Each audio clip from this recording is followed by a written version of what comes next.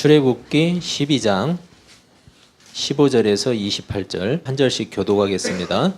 너희는 이레 동안 무교병을 먹을지니 그 첫날에 누룩을 너희 집에서 제하라. 무릇 첫날부터 일곱째 날까지 유교병을 먹는 자는 이스라엘에서 끊어지리라.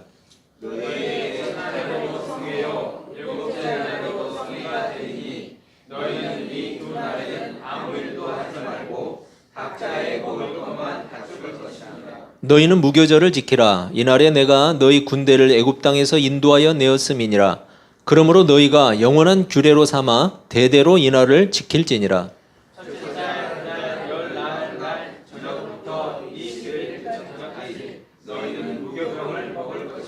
이래 동안은 누룩이 너희 집에서 발견되지 아니하도록 하라. 무릇 유교물을 먹는 자는 타국인이든지 본국에서 난 자든지를 막론하고 이스라엘 회중에서 끊어지리니 너희는 아무 유교물이든지 먹지 말고 너희 모든 유하는 곳에서 무교병을 먹을지니라. 모세가 이스라엘 모든 장로를 불러서 그들에게 이르되 너희는 나가서 너희의 가족대로 어린 양을 택하여 유월절 양으로 잡고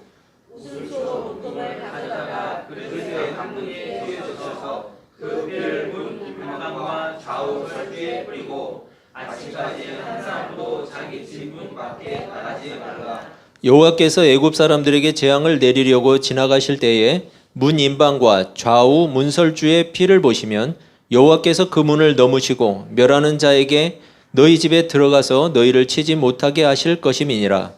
너희는 이 일을 규례로 삼아 너희와 너희 자손이 영원히 지킬 것이니 너희는 여호와께서 허락하신 대로 너희에게 주시는 땅에 이를 때에 이 예식을 지킬 것이라.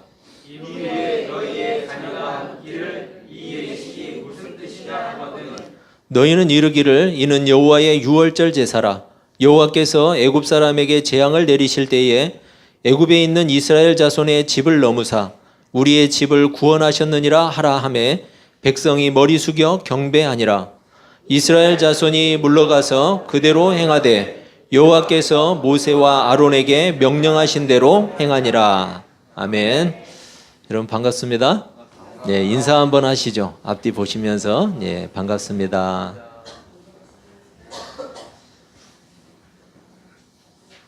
여러분 지난주에 이어서 오늘 본문은 계속해서 유월절에 대한 그리고 무교절에 대한 규례를 설명하고 있어요. 하나님께서 이집트 땅의 모든 처음 난 것을 심판하시겠다고 말씀하셨어요. 그리고 하나님께서 일을 행하시는 그 달을 달의 시작으로 삼으라고 명령을 하셨죠. 이 달의 시작으로 삼으라고 하신 이스라엘 백성들에게 그 첫 달, 하나님이 구원을 행하시는 그 첫 달, 이것을 아비벌이라고 해요. 아비벌. 외울 필요는 없어요. 이 아비벌이라고 불렀는데 그들이 말하는 그 아비벌 14일 밤에, 아비벌 14일이에요. 14일 밤에 유월절 양을 잡고 그 잡은 양의 피를 문틀에다가 바르라고 이야기를 했고 그들이 문틀에 그걸 발랐죠. 그리고 하나님이 말씀하신 음식들을 먹었는데 그 중에는 쓴 나물과 무교병이라는 게 있었어요. 여러분 이 무교병이라는 것은 누룩을 넣지 않은 빵이에요. 우리가 읽은 본문 15절에서 20절까지는 특별히 무교절에 대한 설명이 자세하게 나오는데 이 아비벌 14일 밤부터 일주일 동안에 발효가 전혀 되지 않은, 누룩이 들어가지 않은 무교병을 먹으라는 명령이었어요. 여러분 혹시나 유교병, 즉 누룩이 들어간 빵을 먹는 사람은 어떻게 될 거라고 하죠? 이스라엘에서 끊어질 거라고 이야기를 하고 있어요. 그래서 아예 집에 있는 누룩을 전부 다 제거하라고 하나님이 명령을 하셨어요. 여러분 이것은 단순한 당부 차원이 아니었어요. 하나님의 명령이었어요. 엄중한 명령. 그리고 무교절을 영원한 규례로 삼아서 지키라고 또 명령하셨어요. 이러한 유월절 의식과 무교절에 대한 명령은 하나님의 구원을 절대로 잊지 말라는 명령이에요. 절대로 잊지 말라. 그들이 이집트 땅에서 고통스러운 삶을 살았는데 그 삶에서 해방된 것, 그리고 조상 아브라함에게 주신 하나님의 언약이 성취된 것, 이런 사실을 기억하라는 거죠. 여러분, 그 명령을 잊지 않고 기억하는 일, 그리고 그 명령을 따라서 행하는 일, 이것은 대단히 중요한 일이었어요. 왜냐하면 그러한 일들이 그들의 정체성을 결정해 주기 때문이에요. 이스라엘은 하나님을 섬기는 하나님의 백성이었어요. 하지만 구약 성경 속에 등장하는 이스라엘 백성들을 살펴보면 이 사람들은 마치 하나님을 섬기기 싫어서 몸부림치는 사람들과 같아요. 여러분, 구약 성경을 읽어보세요. 구약 성경에 이스라엘 백성이 하나님을 잘 섬겼더라, 이런 말은 별로 안 나와요. 어떻게 하면 하나님을 섬기지 않을까? 하나님을 섬기기 싫어서 몸부림치는 그러한 내용들이 이 구약 성경에 엄청나게 나와요. 하나님의 명령을 지키지 않았어요. 하나님을 섬기지 않고 우상 숭배에 빠졌어요. 온갖 악한 일들을 행했어요. 여러분, 왜 그랬을까요? 이스라엘 백성들이. 그들이 섬기는 하나님은 이 세상에 존재하는 모든 것을 창조하신 분이에요. 바로 그 하나님이 그들을 선택하셨어요. 그 많은 민족 가운데 그들을 선택하셨어요. 하나님은 그들에게 언약을 주셨고, 그리고 끝내 지키셨어요. 그 언약을. 하나님은 그들을 구원하셨어요. 그 고통 가운데서 구원하셨어요. 하지만 이스라엘 백성들 가운데 그 하나님을 잊지 않고 기억하는 사람은 절대로 많지 않았다는 사실이에요. 그래서 많은 이스라엘 백성들이 보다 효율적이고 합리적이고 편리한 삶의 방식들을 택했어요. 선택했어요. 보이지 않는 것에 대해서는 신뢰하지 않고 대신 눈에 보이는 것에 자신들의 삶을 투자했던 거예요. 그렇게 살아가는 것이 더 나은 결과를 준다고 생각했겠죠. 여러분, 사실은 하나님을 섬기면서 살든지 아니면 세상의 방식으로 살든지 그 삶의 결과물들은 제각각이에요. 일반적으로 사람들이 생각하는 삶의 결과물들이 뭐죠? 누가 더 많이 가졌는가? 누가 더 건강한가? 누가 더 즐기면서 사는가? 누가 더 인정받고 있는가? 여러분, 이런 것들 아니에요? 물론 더 많이 있지만. 하나님을 섬긴다고 해서 반드시 그런 결과물들이 더 많아지는 것은 아니에요. 반대로 세상의 방식대로 산다고 해서 그런 결과물들이 반드시 많은 것도 아니에요. 여러분, 제각각이에요. 무슨 말이에요? 하나님을 섬기는 일과 세상의 방식대로 사는 일이 그런 결과물들을 결정해 주지는 않는다는 거예요. 그런 결과물이 많은 사람 중에는 하나님을 섬기는 사람들도 있고 세상의 방식으로 살아가는 사람들도 있어요. 따라서 하나님 믿는 일을 세상의 결과물과 연결 지으려고 하는 것은 억지예요. 여러분, 그건 거짓이에요.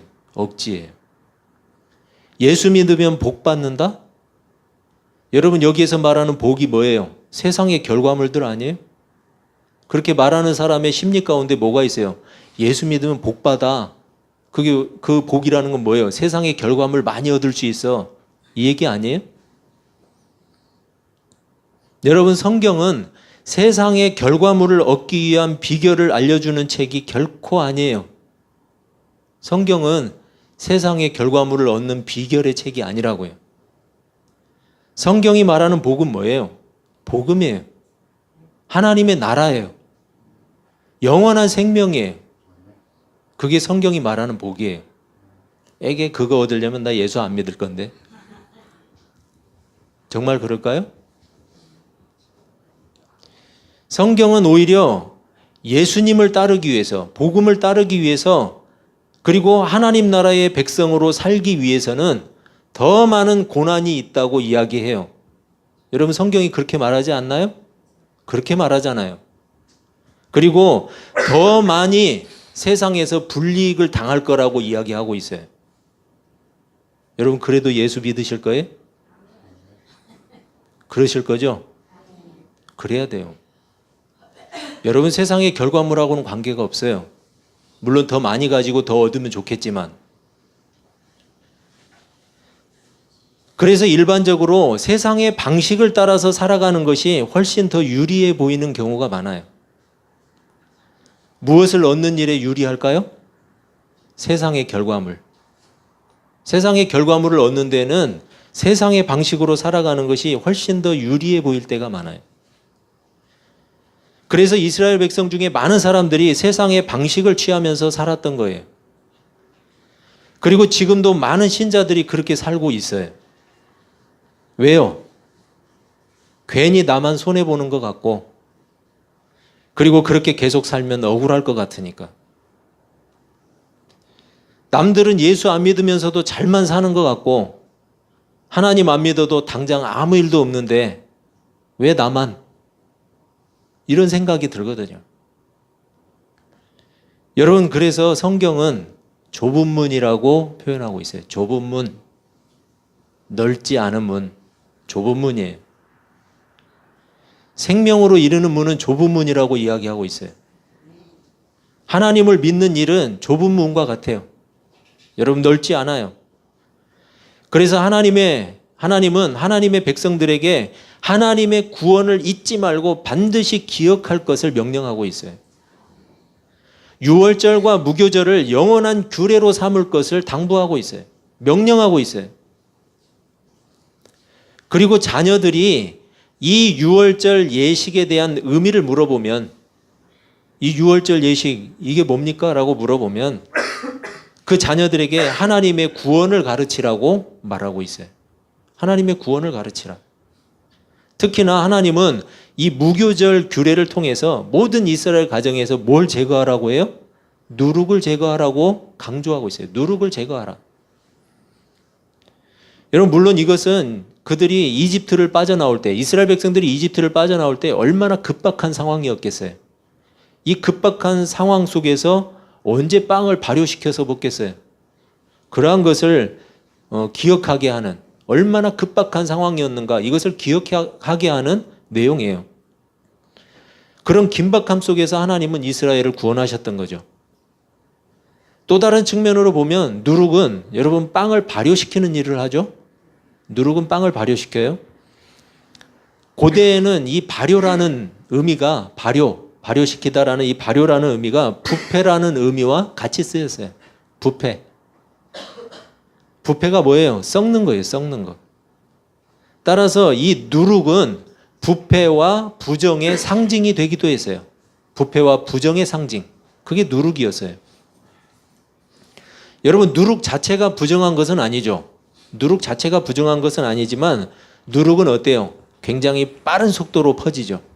빠른 속도로 퍼지는 것과 같이 그 때문에 누룩은 죄의 오염을 상징하는 거예요. 죄의 오염. 죄로부터 오염되는, 확산되는 그런 속도.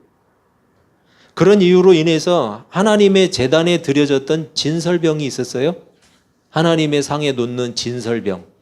그 12덩이의 떡은 뭐가 안 들어갔을 것 같아요? 누룩이 안 들어갔어요. 레위기 10장 12절인데 여호와께 드린 화제물 중 소재에 남은 것은 지극히 거룩하니 너희는 그것을 취하여 누룩을 넣지 말고 제단 곁에서 먹되, 이렇게 제사장들에게 이야기하고 있어요. 누룩을 넣지 말라고 하죠. 하나님의 구원을 기념하고 기억하는 무교절을 통해서 하나님이 요구하신 것은 뭐냐? 바로 하나님의 백성들의 성결이었어요. 하나님의 백성들의 성결. 모든 부정한 것들을 제거하고 모든 죄악들을 버리고 오직 하나님의 구원의 순간만을 기억하라는 것이었어요. 그리고 무교절의 첫날과 일곱째 날은 어떻게 하래요? 거룩한 모임으로 모이라고 이야기해요. 거룩한 모임을 가져라. 성회라고 이렇게 표현되어 있죠. 하나님의 구원을 기억하고 기념하고 감사하는 예배를 드렸다는 것을 우리가 알 수 있어요. 여러분, 우리가 하나님을 예배하는 것은 세상의 결과물과는 아무런 상관이 없어요. 오직 하나님께서 이루어 주신 구원을 기억하고 기념하는 것이 예배예요. 하나님께서 베풀어 주신 사랑과 은혜에 감사하는 것이 예배예요. 하나님께서 행하신 일을 기념하는 것은 우리를 믿음에 이르게 하는 가장 좋은 통로예요. 하나님께서 이루신 구원, 하나님의 은혜, 이것을 기억하고 기념하는 것, 우리를 믿음에 이르게 하는 가장 빠른 좋은 통로예요. 여러분, 무슨 얘기예요? 하나님을 예배하는 것이 하나님을 향한 믿음과 확신에 이르게 하는 가장 좋은, 가장 빠른 길이라는 거예요. 세상의 결과물과는 관계없이 하나님을 바르게 예배하는 사람들이 되시길 바랍니다. 하나님을 예배하는 하나님의 백성들에게 요구되는 유일한 조건이 있어요. 그건 바로 성결이에요. 성결, 거룩함, 깨끗함. 모든 부정한 것들을 제거하는 거예요. 모든 죄로부터의 오염을 씻어내는 거예요. 죄로 오염된 우리의 생각과 마음, 그리고 하나님의 이름을 욕되게 하는 우리의 삶의 태도와 고집과 악한 행위들, 이것들을 다 버리는 거예요. 이스라엘 백성들에게 유월절과 무교절의 명령은 그들이 하나님의 구원을 통해서 존재하게 된 하나님의 백성이라는 사실을 기억하라는 것이었어요. 그것을 잊어버렸던 순간마다 이스라엘 백성들은 어떻게 됐어요? 그들은 그들의 정체성을 잃고 방황했어요. 우상 숭배에 빠졌어요. 온갖 악한 일들을 행했어요. 결국 거룩한 삶을 살아가는 일에도 실패해버렸어요. 여러분, 우리는 하나님의 백성이에요. 맞아요? 그렇다면 우리는 세상의 결과물과는 관계없이 하나님을 예배하는 사람들이어야 돼요. 그것이 우리에게 부여된 우리의 정체성이에요. 비가 오나 눈이 오나 하나님을 예배하는 사람들. 즐거워도 슬퍼도 하나님만을 예배하는 사람들. 예배자로 살기 위해 자신을 돌아보는 사람들. 자신을 구별하고 거룩한 삶에 도전하는 사람들. 여러분, 그게 바로 하나님의 백성이에요. 여러분, 자녀들에게도 우리의 정체성에 대해서 가르쳐야 돼요. 우리가 왜 하나님을 예배해야 하는지, 우리가 왜 세상과 달라야 하는지 자녀들에게 가르쳐야 돼요. 그리고 자녀를 가르치기 위해서 먼저 부모가 할 일이 있어요. 자신에게 더 엄격해야 돼요. 나는 하나님을 바르게 예배하고 있는가? 내가 하나님을 예배하기 위해서 성결한 삶을 힘쓰고 있는가? 여러분, 꼭 자녀가 아니더라도 신자는 모든 사람들 앞에서 모범을 보일 수 있어야 돼요. 나는 하나님을 바르게 예배하고 있는가? 나는 성결한 삶을 위해서 과연 얼마나 수고하고 힘쓰고 있는가? 유월절과 무교절의 영원한 규례, 하나님이 이것을 왜 주셨겠어요? 하나님의 백성이라면 누구라도 반드시 지켜야 되는 이 유월절과 무교절의 규례. 따라서 유월절과 무교절은 이스라엘 백성들에게 자신이 하나님의 백성이라는 사실을 알리는 이정표였어요. 너는 하나님의 백성이다. 여러분, 그렇다면 우리가 하나님의 백성이라는 사실을 알려주는 지금 우리의 이정표는 뭘까요? 바로 우리가 드리는 예배예요. 우리가 드리는 예배. 이 예배가 우리의 정체성을 말해주고 있어요. 여러분, 누구든지 예배가 식어지면 그 정체성이 희미해져요. 예배가 식어지면 하나님의 백성다운 삶에도 실패하게 돼요. 여러분, 우리가 기억해야 할 유월절과 무교절은 우리가 드리는 예배예요. 우리가 드리는 예배. 예배는 하나님께서 이루어 주신 구원의 은혜와 날마다 베풀어 주시는 하나님의 은혜를 기억하고 기념하고 감사하는 거예요. 세상의 결과물과 관계없이 하나님을 예배하는 거예요. 예배를 위해서 나는 얼마나 수고하고 힘쓰고 있는가? 예배에 얼마나 내가 투자하고 있는가? 예배를 위해서 내 삶을 얼마나 성결하게 정리하고 있는가? 여러분, 그것이 하나님의 백성이 살펴야 될 일이고 하나님께서 기뻐하시는 일이에요. 세상의 결과물과 관계없이 하나님을 예배하는 사람들이 되시길 바랍니다. 그리고 하나님을 예배하는 예배자로 살기 위해서 날마다 거룩한 삶에 도전하시길 바랍니다. 그래서 누가 봐도 하나님을 예배하는 예배자로, 그리고 세상과는 다르게 살아가는 하나님의 백성으로 인정되시기를 주님의 이름으로 축원합니다. 기도하겠습니다.